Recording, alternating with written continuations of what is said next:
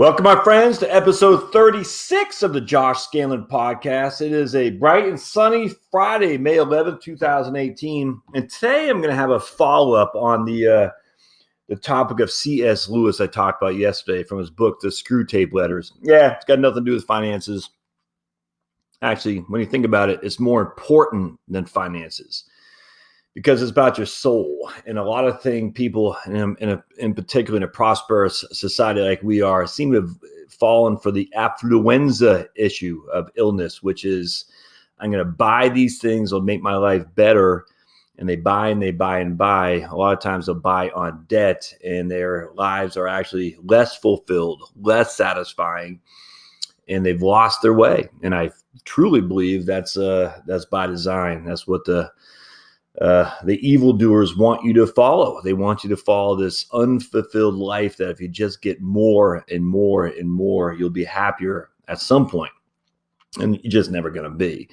You're just never going to be. And happiness can only be found on the inside looking out, not the outside looking in. And for me, that's where C.S. Lewis's book, The Screwtape Letters, was just so revolutionary to me. And trust me. Oh, man, I'm a big sinner. I got lots of issues to contend with, as we all do as human beings. Just because you find your way to peace internally is always a forever battle, which is why I always got to read C.S. Lewis's book, because the battle is ongoing. It's never won. It's kind of like an alcoholic. What they say when you go to AA is you just need to be sober for today. You're always an alcoholic. You're never not an alcoholic. And today the battle is just as strong for you as it was yesterday. It'll be just as strong as tomorrow, but you can't control tomorrow. You can only control today. So as long as you don't take that drink today, you'll be fine. And if you don't take that drink in this minute, you'll be fine. Can't worry about tomorrow. Can't worry about the past. And that's why I like C.S. Lewis's, because it's the same thing. The battle is always on. Whatever happened in the past, you can't control. So forgive yourself, forgive yourself, forgive yourself. God forgives you, my friends, of what you've done in the past. How dare you are to say, I can't forgive myself, when God will do that. He says explicitly. All you got to do is get on your knees and ask for forgiveness, and God will provide it. If he can do it, the creator of all of seen and unseen, if God can forgive you regardless of what you've done, how dare you say you can't forgive yourself? Forgive yourself. It's the first step into self-fulfillment and the peace inside your heart. Money won't solve that. Money will just paper over it. That's it. Money won't do it. That's what we say in Christian apologetic circles. We're suffering from affluenza. We have too much prosperity. Thus, we feel we don't need God. But you do. All right. So I'm just going to, I don't know if I'll read this whole chapter. I might divide it up into two, but for me, I just, I don't know, for some reason you feel God put you on this world to say something, so I'm going to say it. So we're going to go back to Screwtape Letters. This is the epilogue, or the back matter, I guess, not the foreword, the epilogue. I'm not sure what the opposite of foreword is, but the scene is in hell at the annual dinner of the Tempters Training College for Young Devils. The principal, Dr. Slubgob, has just proposed the health of the guest, Screwtape, who is a guest of honor. He rises to reply, Mr. Principal, your eminence, your disgraces, my thorns, shadies, and gentle devils. It is customary on these occasions for the speaker to address himself chiefly to those among you who have just graduated and will soon be posted to the official tempterships on earth. It is a custom I willingly obey. I well remember with what trepidation I awaited my own first appointment. I hope and believe that each of you has the same uneasiness tonight. Your career is before you. Hell expects and demands that it should be, as mine was, of one of unbroken success. If it is not, you know what awaits. I have no wish to reduce the wholesome and realistic element of terror, the unremitting anxiety which must act as a lash and spur to your endeavors. How often you'll envy the humans their facility of sleep. Yet at the same time, I would wish to put before you a moderately encouraging view of the strategical situation as a whole. Your dreaded principal has included in a speech full of points something like an apology for the banquet which he has set before us. Well, gentle devils, no one blames him. but it'd be vain to deny that the human souls on whose anguish we have been feasting tonight were of pretty poor quality. Not all the most skillful cookery of our tormentors could make them better than insipid. Oh, to get one's teeth again in a Farinata, a Henry VIII, or even a Hitler. There's a real crackling there, something a crunch, a rage, an egotism, a cruelty, only just less robust than our own. It put up a delicious resistance to being devoured. It warmed your innards when you get it down. Instead of this, what we have tonight, there was a municipal authority with Graff sauce. But personally, I could not detect in him the flavor of a really passionate and brutal avarice, such as delighted one in the great tycoons of the last century. Was he not unmistakably a little man, a creature of the petty rake-off, pocketed with a petty joke in private and denied with the stalest platitudes in his public utterances? A grubby little nonentity who had drifted into corruption, only just realizing that he was a corrupt, and chiefly because everyone else did it. Then there was a lukewarm casserole of adulterers. Could you find in it any trace of a fully inflamed, defiant, rebellious, insatiable lust? I couldn't. They all tasted to me like undersexed morons who had blundered or trickled into the wrong beds in automatic response to sexy advertisements, or to make themselves feel modern and emancipated, or to reassure themselves about their virility or their normalcy, or even because they had nothing else to do. Frankly, to me, who have tasted Messalina and Casanova, these were nauseating. The trade unionists garnished with claptrap was perhaps a shade better.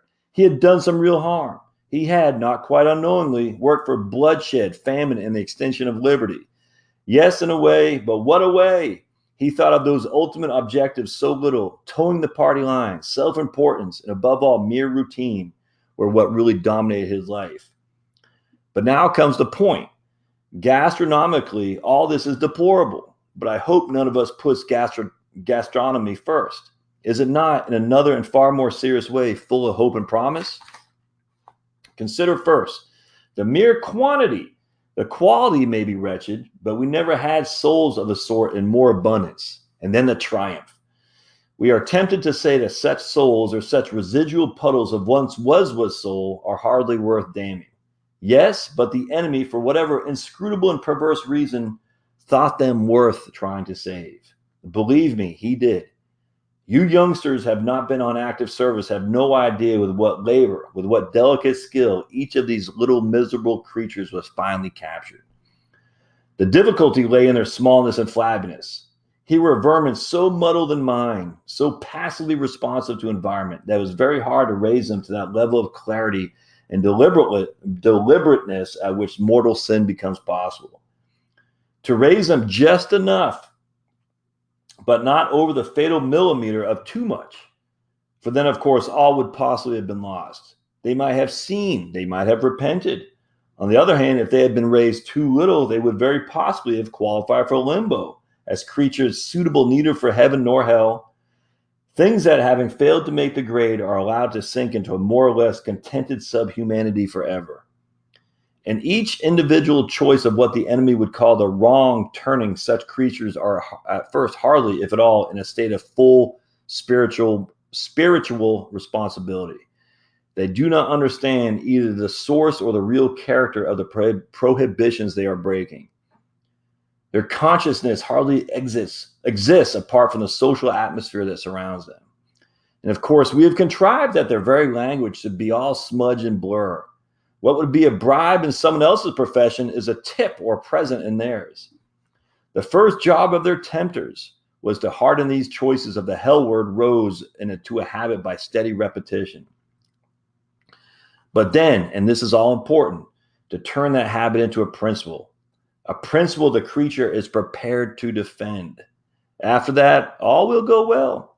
Conformity to the social environment, at first merely instinctive or even mechanical. How should a jelly not conform? Now becomes an unacknowledged creed of the ideal of togetherness or being like folks. Mere ignorance of the law they break now turns into a vague theory about it. Remember, they know no history. A theory expressed by calling it conventional or Puritan or bourgeois morality. Thus, gradually there comes to exist at the center of the creature a hard, tight-celled core of resolution to go on being what it is, and even to resist moods that might tend to alter it. It is a very small core, not at all reflective. They are too ignorant, nor defiant. Their emotional and imaginative poverty excludes that. Almost in its own way, prim and demure, like a pebble or a very young cancer, but it will serve our turn. Here at least is a real and deliberate, though not fully articulate, rejection of what the enemy calls grace. These, then, are two welcome phenomena. First, the abundance of our captures. However tasteless our fare, we are no longer in danger of famine. And secondly, the triumph, the skill of our tempters has never stood higher. But the third moral, which I have not yet drawn, is the most important of all. The sword of souls on whose despair and ruin we have, well, I won't say feasted, but at any rate subsisted tonight, are increasing in numbers and will continue to increase. Our advices from lower command assure us that this is so. Our directives warn us to orient all our tactics in view of this situation. The great sinners, those in whom vivid and genial passions have been pushed beyond the bounds and in whom an immense concentration of will has been devoted to objects which the enemy abhors, will not disappear, but they will grow rarer. Our catches will be ever more numerous, but they will consist increasingly of trash. Trash we should have once thrown to the Cerberus and the hellhounds as unfit for diabolical consumption. And there are two things I want you to understand about this. First, that however depressing it may seem, it is really a change for the better. And secondly, I would draw your attention to the means by which it has been brought about. It is a change for a better. The great and toothsome sinners are made out of the very same material as those horrible phenomena, the great saints. The virtual disappearance of such material may mean insipid meals for us, but is it not utter frustration and famine for the enemy? He did not create the humans. He did not become one of them and die among them by torture in order to produce candidates for limbo, failed humans. He wanted to make saints, gods, things like himself. Is the dullness of your present fare not a small price to pay for the delicious knowledge that his whole great experiment is petering out? But not only that, as the great sinners grow fewer and the majority lose all individuality, the great sinners become far more effective agents for us. Every dictator or even demagogue, almost every film star or crooner can now draw tens of thousands of the human sheep with him. They give themselves, what there is of them, to him and him to us. There may come a time when we shall have no need to bother about individual temptation at all, except for the few. Catch the bellwether, and his whole flock comes after him. But do you realize how we have succeeded in reducing so many of the human race to the level of ciphers? This has not come about by accident. It has been our answer, and a magnificent answer it is. It is one of the most serious challenges we ever had to face. Let me recall to your minds what the human situation was in the latter half of the 19th century, the period at which I ceased to be a practicing tempter and was rewarded with an administrative post. The great movements toward liberty and equality among men had by then borne solid fruit and grown mature. Slavery had been abolished. The American War of Independence had been won. The French Revolution succeeded. Religious toleration was almost everywhere on the increase. In that moment, there had originally been many elements which were in our favor. Much atheism, much anti-clericalism, much envy and thirst for revenge, even some rather absurd attempts to revive paganism were mixed in with it. It was not easy to determine what our attitude should be. On the one hand, it was a bitter blow to us, it still is, that any sort of men who had been hungry should be fed, or any who had long worn chains should have them struck off. But on the other hand, there was in the movement so much rejection of faith, so much materialism, secularism, and hatred that we felt bound to encourage it. But by the latter part of the century, the situation was much simpler and much more ominous. In the English sector, where I saw most of my frontline service, a horrible thing had happened. The enemy, with his usual sleight of hand, had appropriated this progressive and liberalizing movement and perverted it to his own ends. Very little of its old anti-Christianity remained. The dangerous phenomenon called Christian socialism was rampant. Factory owners of the good old type who grew rich on sweated labor, instead of being assassinated by their work people, we could have used that, were being frowned upon by their own class. The rich were increasingly giving up their powers, not in the face of revolution or compulsion, but in obedience to their own consciousness. As for the poor who benefited by this, they were behaving in the most disappointing fashion. Instead of using their new liberties, as we reasonably hoped and expected, for massacre, rape, and looting, or even for perpetual intoxication, they were perversely engaged in becoming cleaner, more orderly, more thrifty, better educated, and even more virtuous. Believe me, gentle devils, the threat of something like a really healthy state of society seemed then perfectly serious. But thanks to our Father below, the threat was averted. Our counterattack was on two levels. On the deepest level, our dealers contrived to call into full life an element which had been implicit in the movement from its earliest days. Hidden in the heart of this striving for liberty, there is also deep hatred for personal freedom. That invaluable man, Rousseau, first revealed it. In his perfect democracy, remember, only the state religion is permitted. Slavery is restored, and the individual is told that he really has willed, though he didn't know it, whatever the government tells him to do. From that starting point, via Hegel, another indispensable propagandist on our side, we easily contrived both a Nazi and communist state. Even in England, we were pretty successful. I heard the other day that in that country, a man could not, without permit, cut down his own tree with his own axe, make it into planks with his own saw, and use the planks to build a tool shed in his own garden. Such was our counterattack on one level. You, who are mere beginners, will not be entrusted with work of that kind. You'll be attached as tempters to private persons. Against them or through them, our counterattack takes a different form. Democracy is the word with which you must lead them by the nose. The good work with which our philological experts have already done in the corruption of human language makes it unnecessary to warn you that they should never be allowed to give this word a clear and definable meaning. They won't. It will never occur to them that democracy is properly the name of a political system, even a system of voting, and that this is only the most remote and tenuous connection to what you're trying to sell them. Nor, of course, must they ever be allowed to raise Aristotle's question whether democratic behavior means the behavior that democracies like or the behavior that will preserve a democracy. For if they did, it could hardly fail to occur to them that these need not be the same. You are to use the word purely as an incantation, if you like, purely for its selling power. It is a name they venerate, and of course is connected with a political ideal that men should be equally treated. You then make a stealthy transition in their minds from this political ideal to a factual belief that all men are equal, especially men you are working on. As a result, you can use the word democracy to sanction in his thought the most degrading and also the least enjoyable of all human feelings. You can get him to practice, not only without shame, but with a positive glow of self-approval, conduct, which if undefended by the magic word would be universally derided. The feeling, I mean, of course, that which prompts a man to say is, I'm as good as you. The first and most obvious advantage is that thus you induce him to enthrone at the center of his life a good, solid, resounding lie.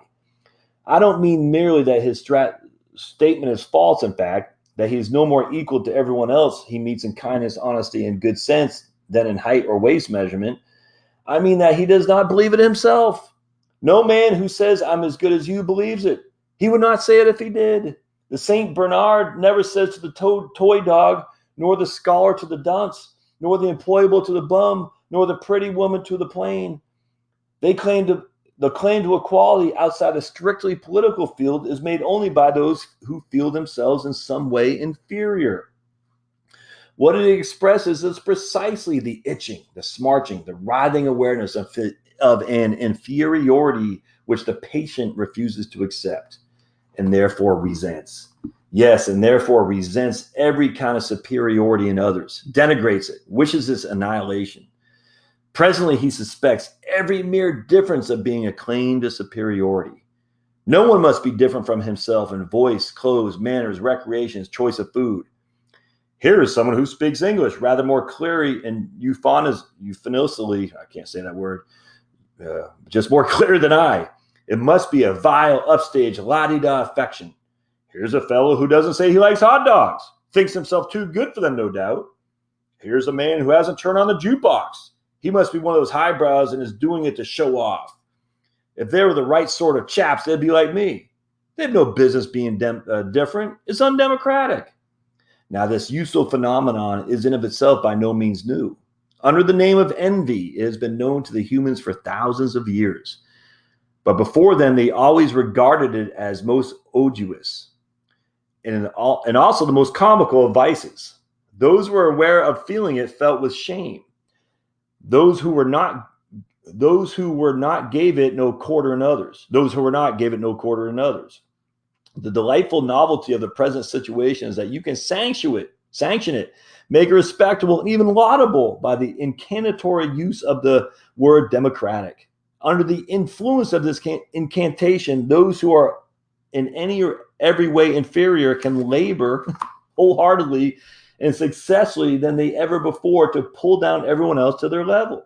But that is not all. Under the same influence, those who come or could come nearer to full humanity actually draw back from it for fear of being undemocratic. I am credibly informed that young humans now sometimes suppress an incipient taste for classical music or good literature because it might prevent their being like folks that people who would really wish to be or offer the grace with which would enable them to be honest, chaste, or temperate refuse it. To accept might make them different, might offend again the way of life, take them out of togetherness, impair their integration with a group. They might, horror of horrors, become individuals. All is summed up in the prayer which a young female human is said to have uttered recently. Oh God, make me a normal 20th century girl. Thanks to our labors, this will mean increasingly make me a minx, a moron, a parasite. Meanwhile, as a delightful byproduct, the fewer every day, who will not be made normal and regular and like folks and integrated, increasingly tend to become in reality the prigs and cranks, which the rabble would in any case have believed them to be. For suspicion often creates what it suspects. Since whatever I do, the neighbors are going to think of me as a witch or a communist agent, I might as well be hanged for a sheep as a lamb and become one in reality. As a result, we now have an intelligentsia which, though very small, is a very useful cause to hell, which is very useful to the cause of hell. But that is a mere byproduct. What I want to fix your attention on is a vast overall movement towards the discrediting and finally the elimination of every kind of human excellence, moral, cultural, social, intellectual. And it's not pretty to notice, and is it not pretty to notice how democracy is now doing for us the work that was once done by the most ancient dictatorships and by the same methods. You remember how the Greek dictators, they called them tyrants then, sent an envoy to another dictator to ask his advice about the principles of government. The second dictator led the envoy into a field of corn, and there he snicked off with his cane the top of every stalk that rose an inch or so above the general level. The moral was plain. Allow no preeminence among your subjects. Let no man live who is wiser or better or more famous or even handsomer than the mass. Cut them all down to a level. All slaves, all ciphers, all nobodies, all equals. Thus tyrants could practice, in a sense, democracy. But now democracy can do the same work without any other tyranny other than our own. No one need go through the field with a cane. The little stalks are now of themselves bite the tops of the big ones. The big ones are beginning to bite off their own to their desire to be like stalks. I have said that to secure the damnation of these little souls, these creatures have almost ceased to be individuals. It's a laborious and tricky work, but if proper pains and skill are expended, you can be fairly confident of the result. The great sinners seem easier to catch, but then they are incalculable. After you've played them for 70 years, the enemy may snatch them from your claws in the 71st. They are capable, you see, of real repentance. They are conscious of real guilt. They are, if things take the wrong turn, as ready to defy the social pressures around them for the enemy's sake as they were to defy them for ours. It is in some ways more troublesome to track and swat an invasive wasp than to shoot at close range a wild elephant. The elephant is more troublesome if you miss. My own experience, as I said, was mainly on the English sector, and I still get more news from it than any other. It may be that what I'm now going to say will not apply so fully to the sectors in which some of you may be operating, but you can make the necessary adjustments when you get there. Some application it will almost certainly have. If it is too little, you must labor to make the country you are dealing with more like what England already is. In that promising land, the spirit of I'm as good as you has become something more than a generally social influence. It begins to work itself in their educational system. How far its operations there have gone at the present moment, I would not like to say with certainty, nor does it matter. Once you've grasped the tendency, you can easily predict its future developments, especially as we ourselves will play into the developing. The basic principle of the new education is to be that dunces and idlers must not be made to feel inferior to intelligent, industrious pupils. That would be undemocratic. These differences between pupils, for they are obviously and nakedly individual differences, must be disguised. This can be done on various levels. At universities, examinations must be framed so that nearly all the good students get good marks. Entrance examinations must be framed so that all or nearly all citizens can go to universities, whether they have any power or wish to profit by higher education or not. At schools, the children who are too stupid or lazy to learn languages and mathematics and elementary science can be set to be doing things that children used to do in their spare time. Let them, for example, make mud pies and call it modeling. But all the time, there must be no faintest hint that they are inferior to the children who are actually doing the work. Whatever nonsense they are engaged in must have, I believe, the English already use the phrase parity of esteem. An even more drastic scheme is not impossible. Children who are fit to proceed to a higher class may be artificially kept back because the others would get a trauma. Beelzebub, what a useful word, by being left behind. The bright pupil thus remains democratically fettered to his own age group throughout his school career, and a boy who would be capable of tackling Dante or Aeschylus sits listening to his Colville's attempts to spell out a cat on the mat. In a word, we may reasonably hope the virtual abolition of education when I'm as good as you has fully had its way. All incentives to learn and all penalties for not learning will vanish. The few who might want to learn will be prevented. Who are they to overtop their fellows? And anyway, the teachers, or should I say nurses, will be far too busy reassuring the dunces and patting them on the back to waste any time on real teaching. We should no longer have to plan and toil to spread imperturbable conceit and incurable ignorance among men. The little vermin will do it for us. Of course, this would not follow unless all education became state education, but it will. That is part of the same movement. Penal taxes designed for that purpose are liquidating the middle class, the class who are prepared to save and spend and make sacrifices in order to have their children privately educated. The removal of this class, besides linking up with the abolition of education, is fortunately an inevitable effect of the spirit that says, I'm as good as you. This was, after all, the social group which gave to the humans the overwhelming majority of their scientists, physicians, philosophers, theologians, poets, artists, composers, architects, jurists, and administrators. If ever there was a bunch of tall stalks and neither tops knocked off, it was surely they, the middle class.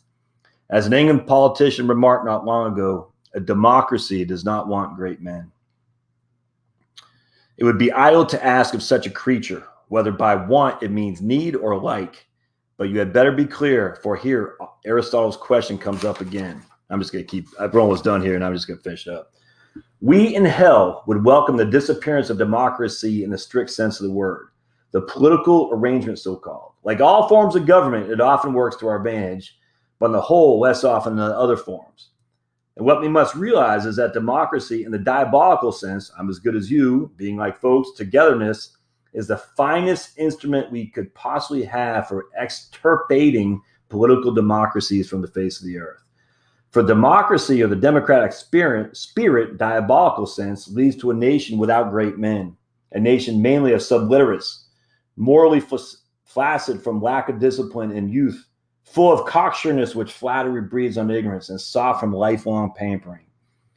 And that is what hell wishes every democratic people to be. For when such a nation meets in conflict, a nation where children have been made to work at school, whose talent is placed in high post, and where the ignorant mass are allowed no say at all in public affairs, only one result is possible. One democracy was surprised lately when it found that Russia had got ahead of it in science. What a delicious specimen of human blindness.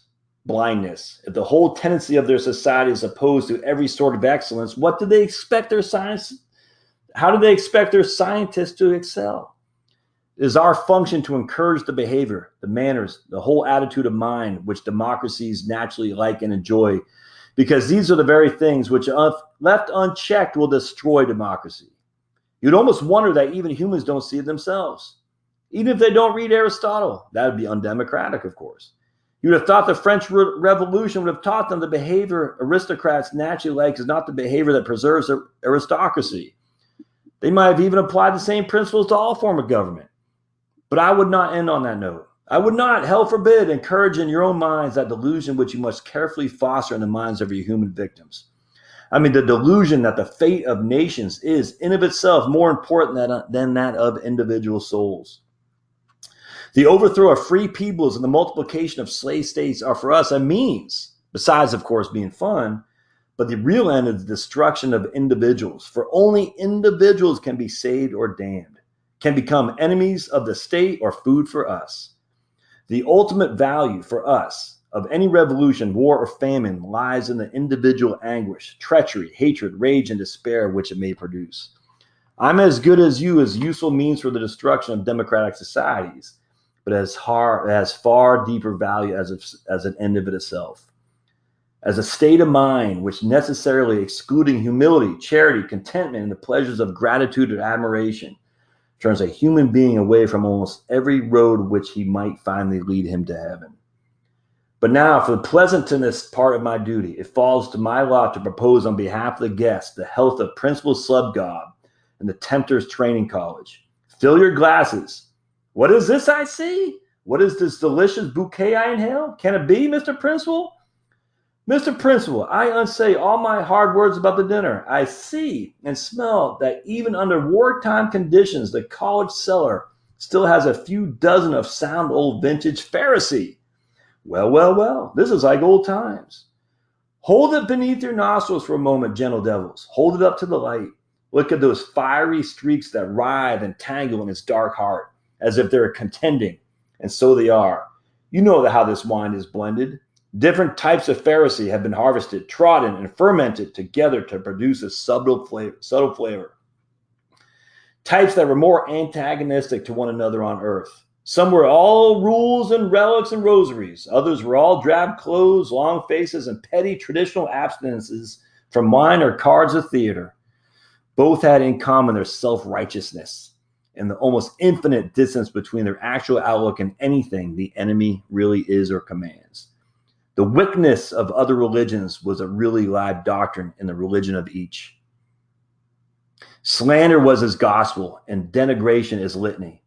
How they hated each other upon where the sun shone. How much more they hate each other now that they're forever conjoined but not reconciled. Their astonishment, their resentment at the combination, the festering of the eternally impotent spite, passing into our spiritual digestion will work like fire. Dark fire. All said and done, my friends, it will be an ill day for us if what most humans be my religion ever vanishes from earth.